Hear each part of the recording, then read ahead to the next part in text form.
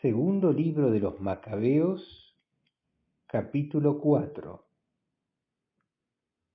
El susodicho Simón, delator del tesoro del templo y traidor de la patria, calumniaba a Onías, como si fuera éste el que había maltratado a Heliodoro y el causante de sus desgracias. Al bienhechor de la ciudad, al defensor de sus compatriotas, al ferviente cumplidor de las leyes, se atrevía a calificarlo de conspirador contra el Estado. La hostilidad llegó a tal punto que uno de los partidarios de Simón cometió varios asesinatos. Entonces, Onías, considerando que aquella rivalidad era peligrosa y que Apolonio, hijo de Menesteo, gobernador de Celesiria y de Fenicia, fomentaba la maldad de Simón, se hizo presentar delante del rey, no para acusar a sus conciudadanos, sino por el bien general de todo su pueblo y de cada uno en particular. Él veía efectivamente que sin una intervención real era imposible lograr la pacificación y contener los desatinos de Simón. Después que murió Seleuco y le sucedió en el trono Antíoco, llamado Epífanes, Jasón, hermano de Onías, usurpó fraudulentamente el sumo sacerdocio, prometiendo al rey en una entrevista 360 talentos de plata y 80 de otras rentas. Se comprometió además, por escrito, a pagar otros 150 talentos si se le concedía la facultad de instalar por su propia cuenta un gimnasio y un ateneo juvenil y de inscribir en un registro a los antioquenos residentes en Jerusalén. Con el asentimiento del rey y teniendo los poderes en su mano, comenzó rápidamente a introducir entre sus compatriotas el estilo de vida de los griegos. Suprimió los humanitarios privilegios que los reyes habían concedido a los judíos por intermedio de Juan, padre de Eupólemo, el mismo Eupólemo que fue enviado como embajador para hacer una alianza de amistad con los romanos.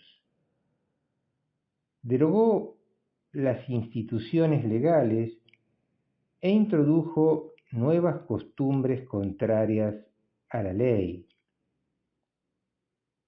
Así se dio el gusto de fundar un gimnasio al pie mismo de la Acrópolis e indujo a lo mejor de la juventud a los ejercicios atléticos. Era tal el auge del helenismo y el avance de la moda extranjera debido a la enorme perversidad de Jasón, el cual tenía más de impío que de sumo sacerdote, que ya los sacerdotes no tenían ningún celo por el servicio del altar, sino que despreciaban el templo. Apenas se daba la señal de lanzar el disco, dejaban de lado los sacrificios y se apresuraban a participar en los ejercicios de la palestra que eran contrarios a la ley. Sin mostrar ningún aprecio por los valores nacionales, juzgaban las glorias de los griegos como las mejores. Pero esto mismo los puso en grave aprieto, porque después tuvieron como enemigos y opresores a aquellos mismos cuya conducta emulaban y a los cuales querían imitar en todo, porque no se violan en vano las leyes divinas. Así lo va a demostrar la etapa siguiente. Cuando se celebraron en Tiro los Juegos Quinquenales con la asistencia del rey, el infame Jasón envió como representantes de Jerusalén a algunos antioquenos en calidad de observadores, con un presente de 300 dracmas de oro para el sacrificio de Hércules. Pero ellos consideraron que era inconveniente emplearlas para el sacrificio y que debían aplicarlas a otra clase de gastos. De esta manera, el dinero asignado por el donante al sacrificio de Hércules fue destinado por voluntad de los portadores a la construcción de trirremes. Apolonio, hijo de Menesteo, fue enviado a Egipto con motivo de la entronización del rey Filométor. Cuando Antíoco supo que aquél se había convertido en su adversario político, se preocupó por su propia seguridad. Por eso, al pasar por Jope, se desvió hacia Jerusalén. Allí fue solemnemente recibido por Jasón y por la ciudad, e hizo su entrada en medio de antorchas y aclamaciones. Después de esto, fue a acampar con sus tropas a Fenicia. 3 años más tarde, Jasón envió a Menelao, hermano del ya mencionado Simón, para llevar el dinero al rey y también para gestionar algunos asuntos importantes. Pero Menelao, una vez presentado ante el rey, lo impresionó con su aire majestuoso y logró hacerse investir del sumo sacerdocio, ofreciéndole 300 talentos de plata más que Jasón. Así regresó provisto del mandato real, pero sin llevar consigo nada digno del sumo sacerdocio, sino más bien la furia de un cruel tirano y la violencia de una fiera salvaje. De esta manera, Jasón, que había suplantado a su propio hermano, fue suplantado a su vez por otro, y se vio forzado a huir a la región de Amán. Pero Menelao, una vez adueñado del poder, no se preocupaba de pagar las sumas prometidas al rey, a pesar de las reclamaciones de Sóstrates, el prefecto de la Acrópolis, ya que a él le correspondía percibir los impuestos. Por este motivo, ambos fueron convocados por el rey. Menelao dejó como sustituto en el sumo sacerdocio a su hermano Lisímaco, y Sóstrates dejó a Crates jefe de los chipriotas. Mientras tanto, se sublevaron los habitantes de Tarso y de Malos, porque sus ciudades habían sido regaladas a Antíoquida, la concubina del rey. El rey partió apresuradamente para poner las cosas en orden, dejando en su lugar a Andrónico, uno de los grandes dignatarios. Menelao, pensando que se le había presentado una ocasión favorable, se apropió de unos objetos de oro del templo y se los regaló a Andrónico, y también vendió otros en Tiro y en las ciudades vecinas.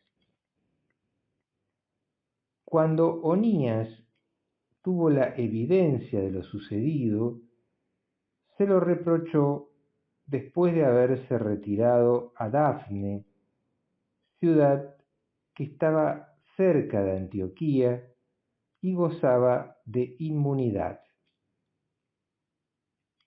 Por eso, Menelao, en conversaciones secretas con Andrónico, lo instigaba a matar a Onías. Entonces, Andrónico se presentó ante Onías y se ganó astutamente su confianza, estrechándole la mano derecha con un juramento. Así lo persuadió a que saliera de su refugio, aún sin disipar toda sospecha, y lo mató inmediatamente, conculcando toda justicia. Frente a esto, no solo los judíos, sino también mucha gente de las otras naciones se indignaron y se afligieron por el injusto asesinato de aquel hombre. Apenas el rey regresó de las regiones de Cilicia, los judíos de la ciudad y los griegos que reprochaban tan mala acción acudieron a él para quejarse por la injusta muerte de Onías. Antíoco se entristeció profundamente y, movido a compasión, lloró recordando la prudencia y la gran moderación del difunto. Luego, lleno de indignación, despojó a Andrónico de la púrpura, desgarró sus vestiduras y lo hizo conducir por toda la ciudad hasta el sitio donde había tratado tan impíamente a Onías. Allí hizo ajusticiar al homicida y así el Señor le infligió el castigo que había merecido. Lisímaco había cometido muchos robos sacrílegos en la ciudad con el consentimiento de Menelao. y la noticia se había divulgado entre la gente. Por eso el pueblo se amotinó contra Lisímaco cuando ya muchos objetos de oro habían desaparecido. Como la multitud estaba muy excitada y había llegado al colmo de su furor, Lisímaco armó cerca de 3.000 hombres e inició una violenta represión, poniendo al frente a un tal Arauno, hombre avanzado en edad, no menos que en falta de juicio. Cuando advirtieron que Lisímaco los atacaba, unos se armaron de piedras, otros de palos, y otros, tomando puñados de la ceniza que había allí, los arrojaban violentamente contra las tropas. De este modo hirieron a muchos de ellos y mataron a otros. A todos los demás los obligaron a huir y dieron muerte al sacrílego junto al tesoro del templo. Con motivo de estos sucesos, se entabló un proceso contra Menelao. Cuando el rey llegó a Tiro, 3 hombres enviados por el consejo de los ancianos presentaron una acusación contra él. Al verse perdido, Menelao prometió una importante suma a Ptolomeo, hijo de Dorimeno, para que tratara de persuadir al rey. Ptolomeo llevó al rey a una galería, como quien va a tomar un poco de aire, y allí lo hizo cambiar de parecer. Así absolvió de las acusaciones a Menelao, que era el causante de todos esos males. En cambio, condenó a muerte a aquellos desdichados que hubieran sido absueltos como inocentes, incluso por un tribunal de bárbaros. De esta manera, fueron inmediatamente sometidos a un castigo injusto los que habían defendido la ciudad, el pueblo y los objetos sagrados. Por eso algunos tirios, indignados por aquella maldad, se encargaron de darles una espléndida sepultura. Mientras tanto, Menelao se mantenía en el poder gracias a la avaricia de aquellos gobernantes. Su maldad crecía cada vez más, convirtiéndolo en el principal adversario de sus compatriotas.